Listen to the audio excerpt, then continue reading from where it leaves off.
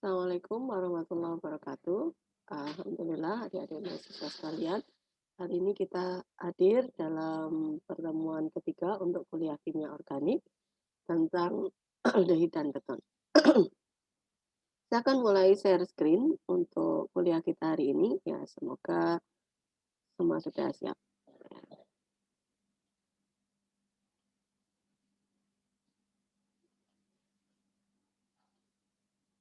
Ya, untuk pertemuan ketiga kita hari ini kita akan membahas tentang eh, sifat-sifat dari aldehyid dan keton. Nah, sifat-sifat aldehyid dan keton sangat ditentukan oleh gugus karbonil yang dimilikinya. Ya, jadi gugus karbonil ini sangat mempengaruhi sifatnya. Satu, dalam gugus karbonil ini kita mendapati ya satu atom C itu berikatan dengan satu atom O ya dan dihubungkan oleh satu ikatan rangkap. Nah, kalau satu ikatan rangkap itu dia akan terdiri dari satu ikatan sigma dan satu ikatan pi. Di mana ikatan sigma itu terbentuk karena overlap secara aksial dari orbital-orbital hibrida dari C dan O, sedangkan ikatan pi itu terbentuk karena overlap secara lateral ya dari orbital-orbital uh, dari C dan O. Ya. Nah, ikatan pi ini dia bersifat mudah putus begitu ya, mudah putus karena ikatannya tidak terlalu kuat, tidak sekuat dari ikatan sigma. Ya. Nah, di samping itu ya gugus karbonil ya yang terbentuk antara C dan O itu ya. C dan O ini memiliki tingkat polaritas yang berbeda, ya memiliki elektronegativitas yang berbeda cukup besar ya antara C dan O ini, sehingga kedua atom ini ya bersifat ya eh, memiliki polarisasi, ya dia bersifat terpolarkan begitu ya. Sementara O ini yang lebih cenderung negatif ya, lebih cenderung elektronegatif, maka elektron ikatan dari C dan O itu lebih cenderung ditarik ke arah O. Ya, sedangkan C ini akan cenderung ke elektropositif. Ya. Nah, kemudian ketika kita lihat lagi gugus karbonil ini di O ya, atom O-nya itu memiliki dua pasang elektron bebas. Nah, elektron bebas ini nanti yang dia akan mudah sekali untuk disumbangkan atau diberikan kepada atom lain yang memerlukan. Ya.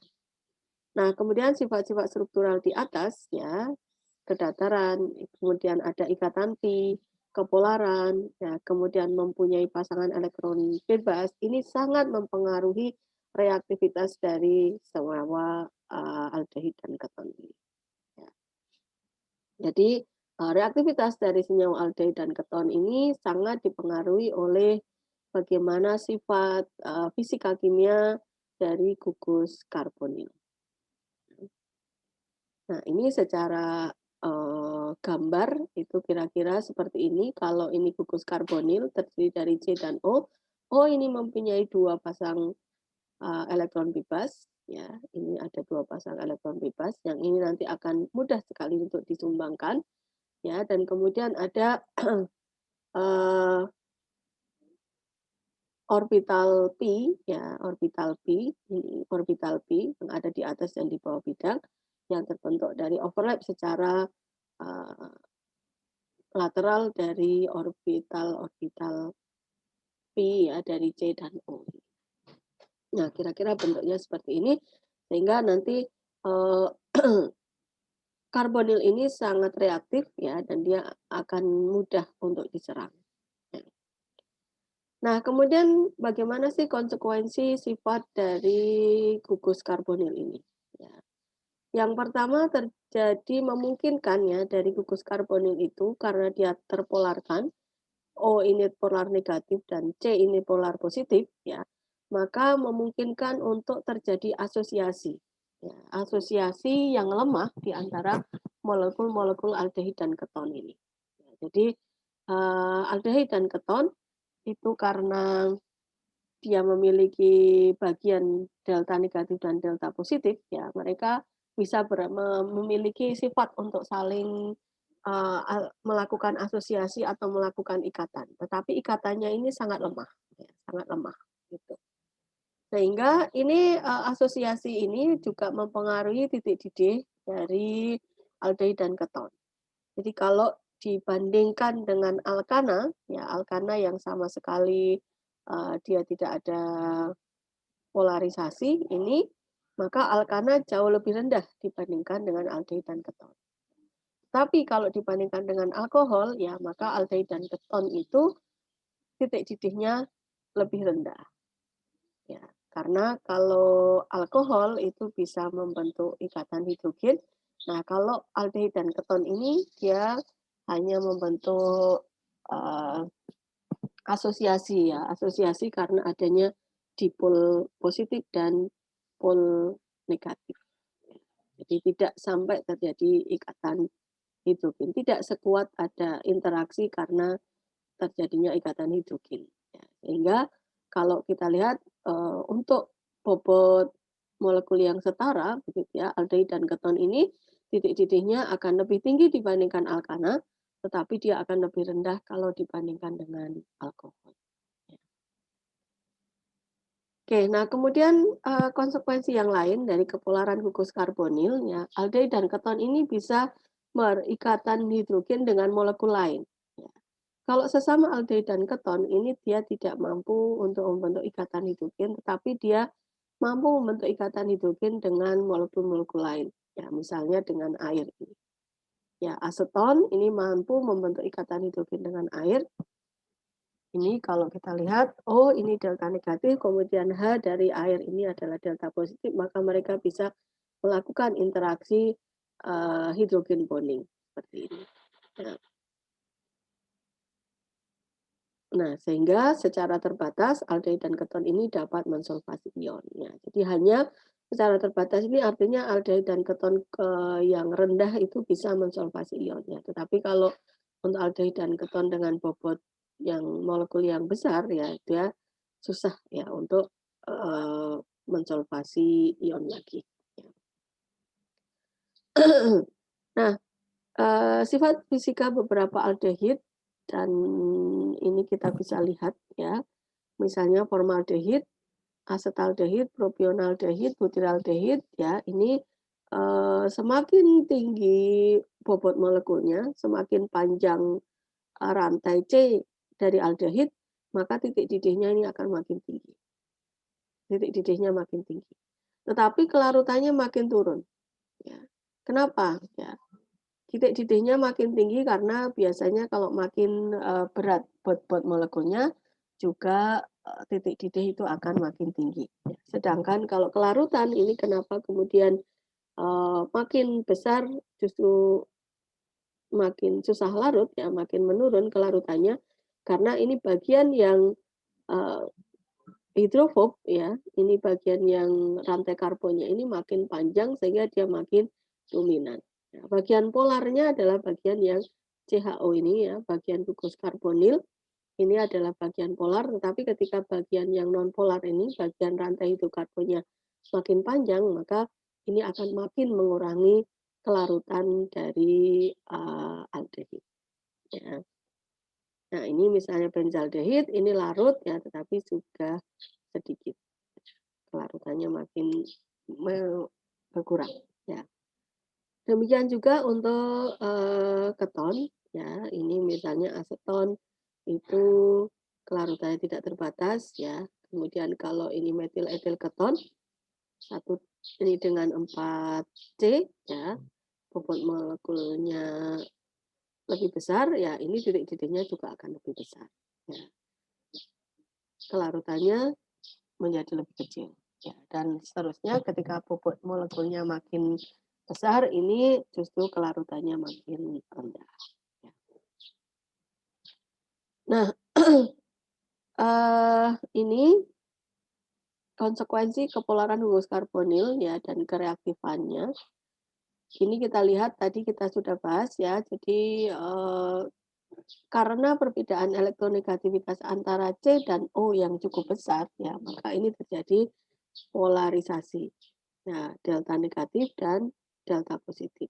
Ya. O ini bersifat polar negatif, ya C ini bersifat polar positif. Ya, nanti ini dia akan karena ini negatif, dia akan bersifat nukleofil, dia akan suka pada muatan positif. Ya, nanti ini akan bereaksi dengan asam dan elektrofil. Sementara C ini ya delta positif, dia akan suka pada muatan-muatan negatif atau bersifat elektrofil. Ya, nanti ini akan bereaksi dengan nukleofil di sini. Ya. Nah, sekarang kita lihat mulai dari kita bahas untuk aldehid dari mulai yang paling sederhana, formaldehid. Ya, formaldehid itu apa? Formaldehid ini adalah pengawet untuk sampel-sampel biologis, sering digunakan seperti itu, ya. Untuk formaldehid dia karena ini sangat mudah menguap, ya, dia disimpan sebagai larutan dalam air yang disebut sebagai formalin. Ya. Kalau dalam bentuk padatan, ya, formaldehid itu dia akan membentuk polimer sebagai paraformaldehid. Ya. Atau sebagai trioksan, sebagai trimer, ya, membentuk trimer itu sebagai trioksan. Jadi dia tidak akan membentuk sebagai formaldehid saja, karena dia sangat mudah menguap. Ya, jadi disimpannya sebagai larutan formalin dalam air atau tersimpan sebagai paraformaldehid ini sebagai polimer atau trioksan. Nah, nanti kalau Anda membeli paraformaldehid atau memberi trioksan, kemudian dilarutkan ya di dalam air, dan nanti akan jadi formalin atau formaldehid, larutan formalin. Nah, ini ketika melepaskan kalor nanti dia akan berubah menjadi metanol. Nah, metanol atau formaldehid ini adalah bentuknya gas, ya, jadi tidak stabil dalam bentuk formaldehidnya. Kemudian untuk aldehid dengan 2C, ya kita lebih kenal dia sebagai asetaldehid, ya, atau etanol. Nah, etanol ini atau asetaldehid adalah zat antara untuk sintesis asam astat dan anhidrida asetat. Nah, ini juga disimpan sebagai trimer, paraldehid atau sebagai tetramer sebagai metaldehid ini. Ya. Dia tidak ada sebagai asetaldehid pure, ya, kecuali juga sebagai larutan, ya. Nah, kemudian kita akan lanjut ke bagaimana sih kalau kita ingin membuat aldehid, ya. Bagaimana pembuatan aldehid? Nah, pertama, aldehid itu bisa dibuat dengan oksidasi alkohol primer. Ya, jadi kalau kita punya alkohol primer itu artinya alkohol di mana OH itu ada di ujung, ya. Ini kalau kemudian kita oksidasi, maka dia akan menghasilkan aldehid. Nah, kalau dioksidasi ini hasilnya adalah aldehid. Nah, cuman oksidatornya yang harus kita pilih. Ya, karena kalau oksidatornya terlalu kuat, dia akan mengubah alkohol ini bukan jadi aldehid, tetapi langsung menjadi asam karboksilat. Ya.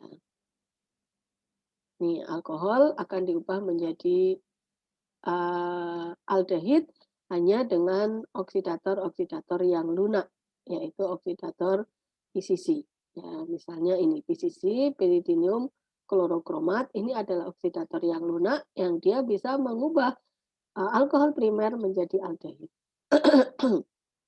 Nah, kalau oksidator-oksidator yang kuat seperti misalnya kalium permanganat, asam nitrat pekat, ya itu dia akan mengubah alkohol ini langsung menjadi asam karboksilat. Ya. Oke, ya. Jadi pertama reaksi untuk membuat aldehid adalah oksidasi alkohol primer. Ya. Kemudian cara yang kedua untuk membuat aldehid yaitu melakukan reaksi pemutusan oksidatif ikatan rangkap ya pada ikatan rangkap yang mengandung hidrogen vinilik. Ya. Apa sih apa sih hidrogen vinilik itu?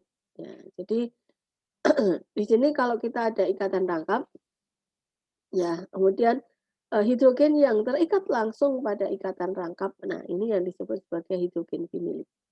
Ya. Kita akan bisa membentuk aldehid ya dengan melakukan oksidasi, ya oksidasi dengan ozon ini atau ozonolisis nanti ya pada ikatan rangkap ya yang mempunyai hidrogen vinilik ini. Ini contohnya ya, kalau ini kita punya senyawa 1 metil sikloheksena ya, kemudian kita oksidasi ya dengan ozon, dengan katalis seng dan asam sulfat. Nah, ini akan putus di sini ya. Ini putus di sini menjadi ada O dan O gitu. Nah, ini jadi CH3CO ya ininya sama ya, kemudian yang ini juga putus dia jadi CO juga. Ya, ini menjadi 6 oksoheptana.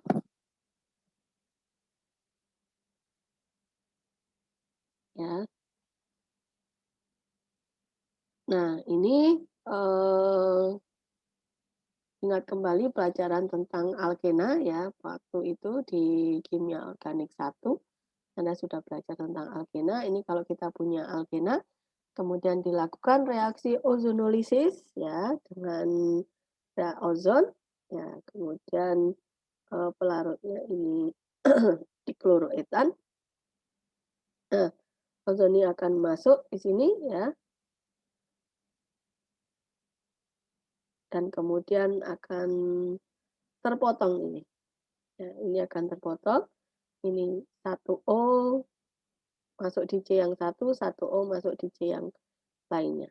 Ya, ini jadi CO, ya yang ini juga jadi CO.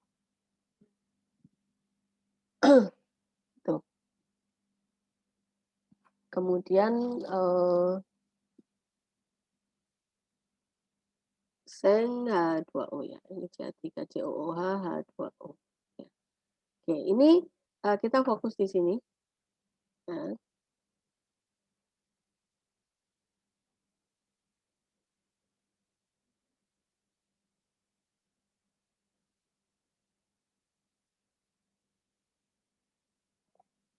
ya, fokus di ini di di hasilnya ini ya. Nah, kalau ini alkena ini ya di salah satunya dari ikatan tangkap ini mengikat hidrogen vinilik ya, maka produk ini salah satunya nanti adalah aldehid. Tetapi kalau ikatan tangkap ini tidak ada hidrogen viniliknya, ketika ini dioksidasi atau dioksidasi dengan ozon ya, kemudian diikuti hidrolisis, nah ini akan jadi dua-duanya akan menjadi keton.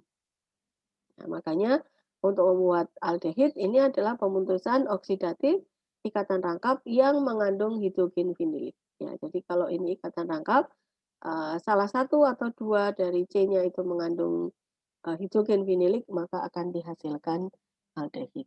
Ya, tetapi kalau tidak ada hidrogen vinilik ya, maka hasilnya dia akan jadi keton.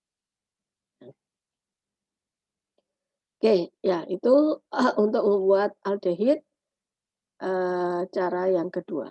Ya. Cara yang ketiga untuk menyiapkan aldehid ya kita bisa melakukan reaksi reduksi turunan asam karboksilat. Ya, reduksi turunan asam karboksilat tertentu. Nah, ini akan bisa menghasilkan aldehid. Ya. Ini derivat-derivat asam karboksilat ya bisa direduksi ya dengan reduktor-reduktor tertentu, misalnya ini digunakan reduktor hidrida dan hasilnya akan menjadi suatu aldehid. Ya. Misalnya ini metil dekanoat ya, ini COOCH3, ya, COOCH3 ini adalah suatu ester. Kalau direduksi dengan reduktor hidrida, ini hidridanya diperoleh dari dibah. Dibah itu apa? Ini diisobutil aluminium hidrida. Nah, ini hidrida. Ya, hidridanya ini dia adalah reduktor kuat. Nah, ini kita akan dapatkan ester ini tereduksi menjadi aldehid. Ini menjadi dodekana. Ya, reduktornya bisa digunakan reduktor hidrida. Ya. Oke, ya. Kemudian itu tadi untuk aldehid.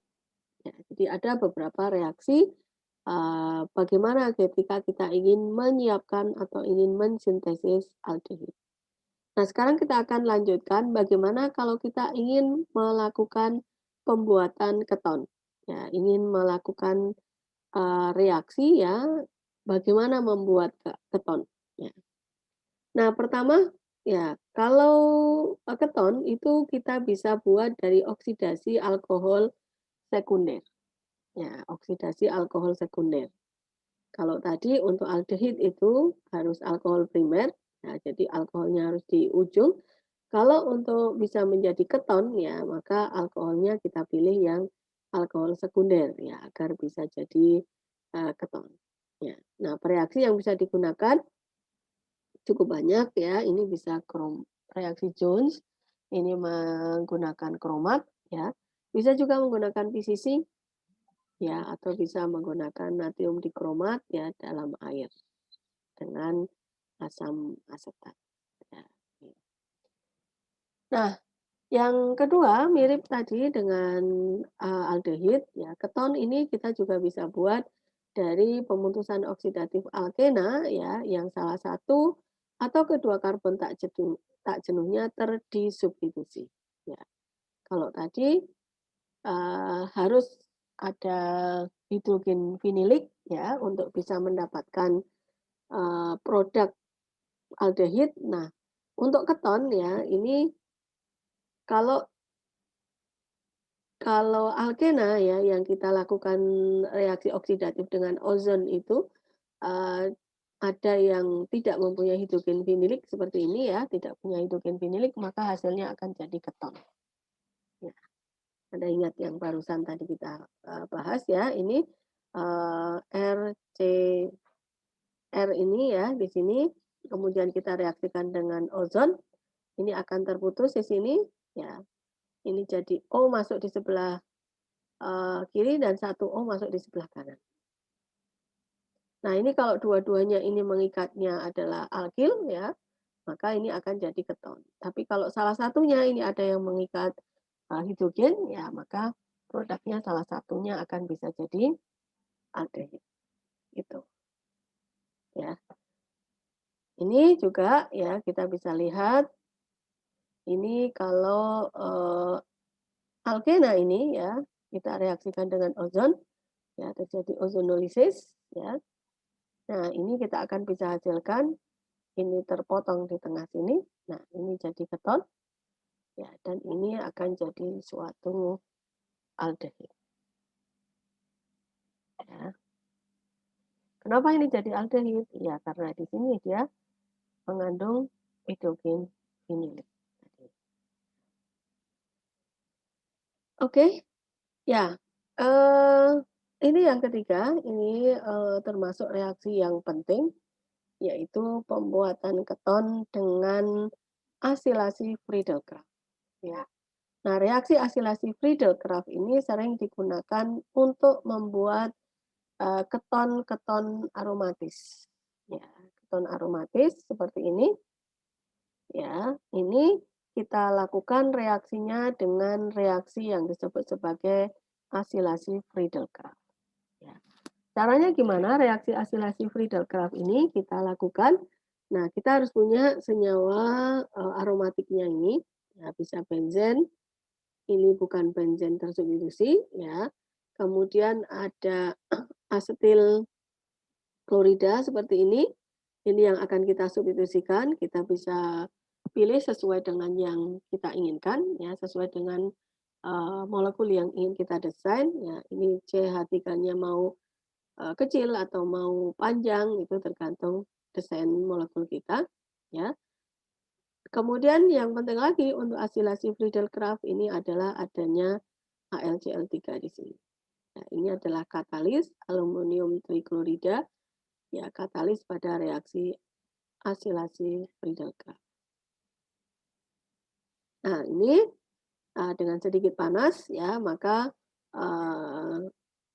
asetil klorida ini akan masuk ke atau akan melakukan substitusi pada senyawa aromatik ini dan terbentuk suatu keton aromatis ini.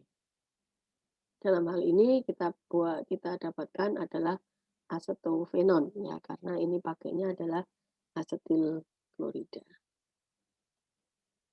Ya.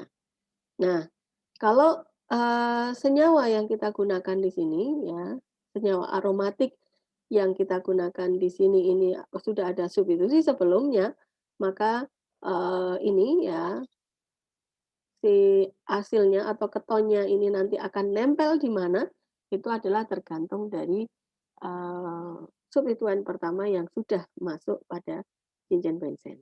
Ya, jadi ini mekanisme, ingat kembali pelajaran tentang senyawa aromatis, ya, bagaimana si asil ini masuk ke dalam menggantikan proton pada senyawa aromatis, ya, bagaimana masuknya, kemudian bagaimana di mana dia masuknya, orientasinya di mana, itu tergantung dari gugus yang sudah ada sebelumnya. Jadi tolong bisa diingat kembali, bisa dibuka lagi catatan-catatan kuliah, ya, yang sudah dipelajari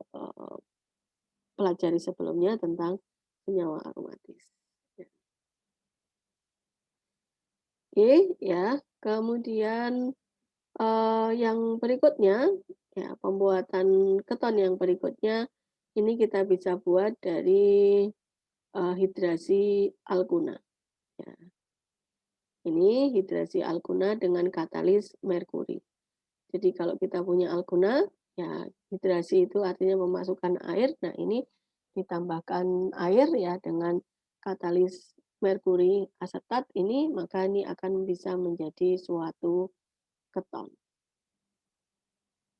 Ya, ini mekanisme agak kompleks, ya. Ini alkuna bisa jadi keton, ini lewat suatu proses yang kompleks. Ya. Nih, ya, contohnya. Ya, jadi ada Ag asetat, ya, atau kalau di sini pakainya Ag sulfat, ya, untuk membantu atau untuk katalis pada reaksi ini. Ya. Oke, ya. Nah, kemudian selanjutnya, ya, pembuatan keton yang berikutnya, keton dapat dibuat dari turunan asam karboksilat tertentu. Ya, menggunakan eh, reaksi tertentu, ya, ini kita bisa buat. Ya, misalnya kita bisa membuat keton ini dari mereaksikan antara asetil klorida, ya, ini apa namanya, heksanoil klorida dalam hal ini yang ditulis dengan suatu alkil litium, ya, ini suatu alkil litium. Jadi ini sebenarnya terjadi reaksi substitusi, ya, reaksi substitusi. Ini suatu alkil litium, ya. Jadi ini adalah suatu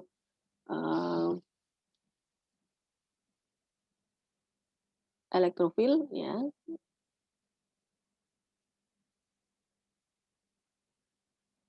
Sorry, ini adalah suatu nukleofil, ya, dan kemudian ini akan terjadi reaksi substitusi sebenarnya, ya. Ini Cl-nya pergi, kemudian ini akan masuk ke sini. Nah, reaksi ini akan dibahas pada selanjutnya. Nah, kemudian, kita juga bisa melakukan oksidasi, ya, reaksi oksidasi pada aldehid dan keton, ya. Aldehid dan keton ini akan bisa mengalami reaksi oksidasi, ya. Aldehid ini akan kalau dioksidasi dia akan menghasilkan asam karboksilat, ya. Jadi ini kalau dioksidasi dia akan jadi asam karboksilat, ya.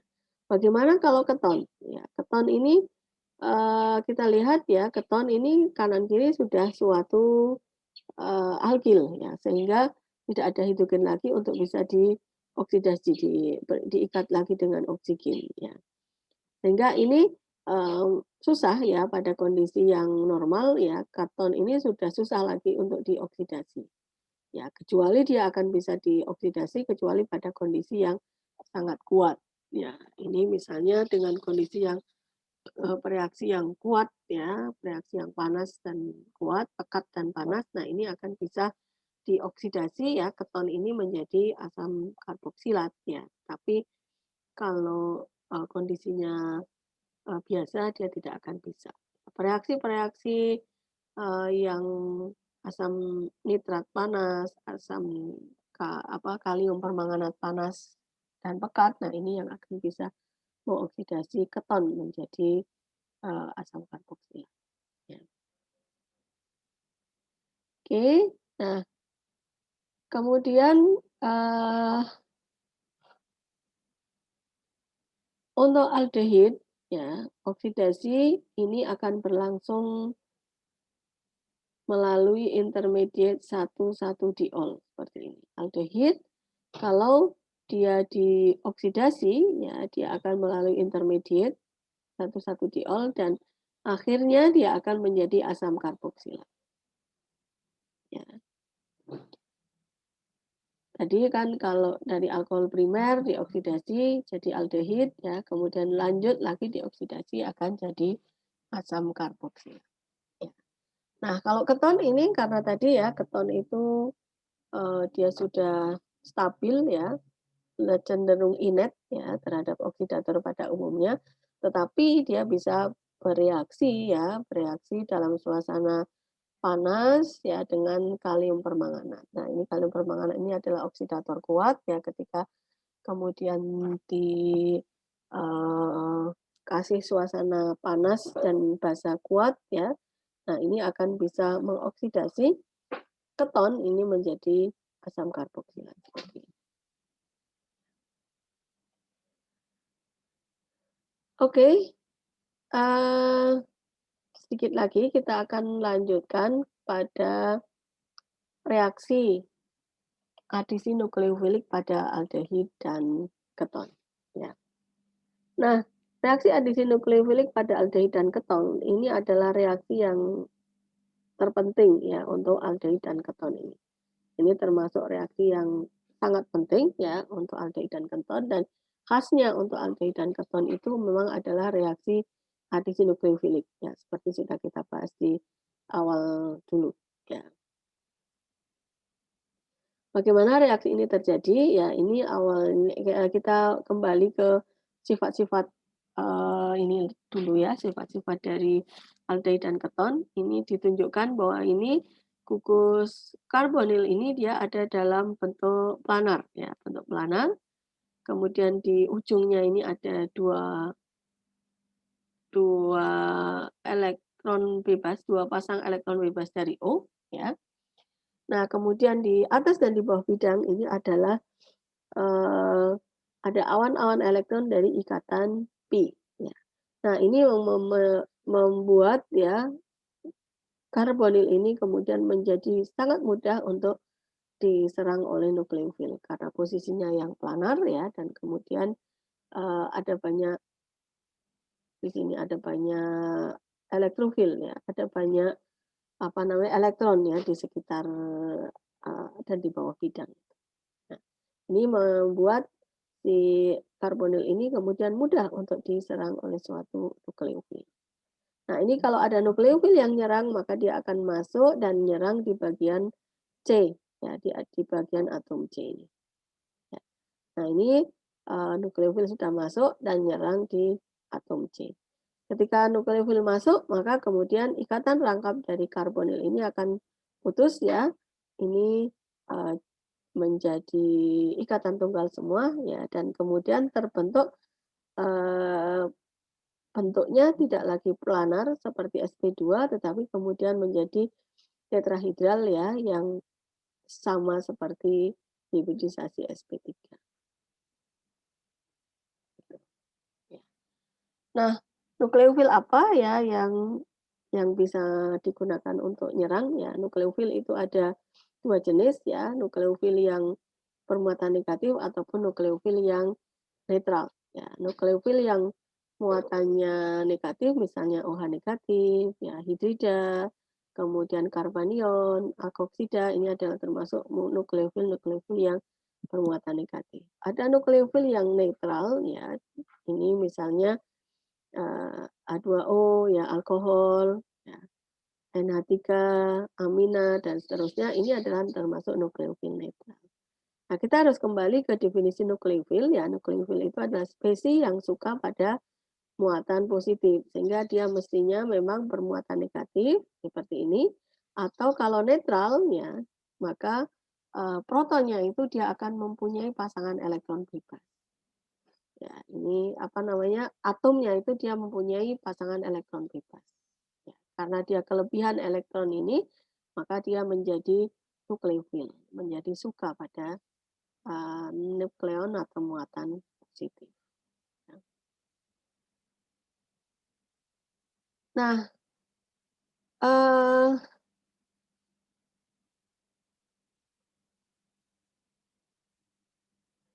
pada adisi nukleofilik ya, ada dua variasi adisi nukleofilik pada reaksi aldehid dan keton ini. Ya.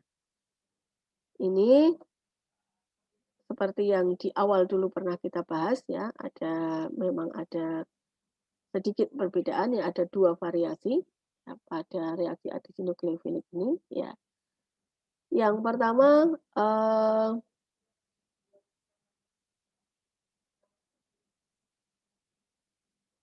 ketika nukleofil itu nyerang ya, ketika nukleofil ini nyerang senyawa karbonil ya, maka kemudian ikatan rangkap ini putus ya, ini menjadi O negatif ya. Nah, tetrahedral ini kemudian diprotonasi oleh air atau oleh asam gitu ya di sini dan kemudian hasilnya adalah alkohol. Ya, ini sudah pernah kita bahas di awal dulu kita ketika pertemuan ya, membahas tentang adisi nukleofilik. Ya. Nah, kemudian ini tipe yang pertama. Jadi tipe yang pertama adisi nukleofilik ini nanti dia akan menghasilkan turunan alkohol. Ya, karena ada nukleofil yang menyerang ya, kemudian memutus ikatan rangkap ya menjadi alkoksida dan kemudian alkoksida ini melakukan stabilisasi dengan mengambil proton ya, dengan mengambil proton dari air atau dari asam ya dan kemudian menghasilkan suatu alkohol. Ya, ini yang pertama. Nah, yang kedua bisa jadi ya sesudah melakukan adisi ya, nukleofil ini melakukan adisi atau menyerang, gugus karbonil ya, dan kemudian terjadi pemutusan ikatan rangkap dari karbonil ya. Ini yang dia lakukan ya, itu justru atom oksigen dari karbonil ini dilepaskan atau dikeluarkan sebagai OH atau sebagai H2O.